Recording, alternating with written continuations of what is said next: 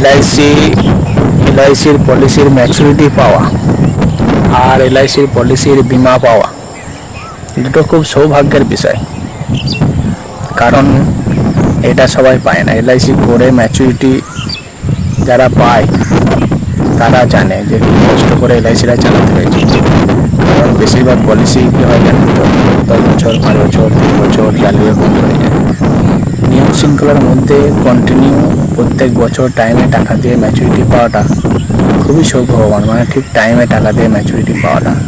কারণ বেশিরভাগ পলিসি তো চালাতে পারে না, বন্ধ হয়ে যায়। আর ইন্স্যুরেন্সের কথা, বিমা দুর্ঘটনা ঘটলে তখন ভাবে যে পলিসিটা চালালে ভালো হতো। অনেকে এলআইসির পলিসির সময়ে প্রিমিয়ামই দেয় না। কারণ সময়ে প্রিমিয়াম যদি এলআইসির না দেওয়া হয় তাহলে কি হবে, যদি সেই সময়ের মধ্যে দুর্ঘটনা ঘটে যায় তাহলে বিমা পাবে না। এখন বেশিরভাগ পলিসি হোল্ডারই শুধু প্রিমিয়ামের সময় তাদের টাকা থাকে না, আবার 2 মাস 3 মাস লেট করে। তার ফলে সে ওই 2 মাস 3 মাস লেটের মধ্যে যদি দুর্ঘটনাটা ঘটে যায় তাহলে তো বিমা পাচ্ছে না।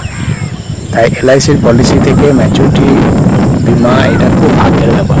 কারণ খুব নিয়ম শৃঙ্খলা মেনে পলিসি চালাতে হয় এবং প্রিমিয়াম দিতে হয়। সেটা পলিসি হোল্ডারের মধ্যে আমি বলছি।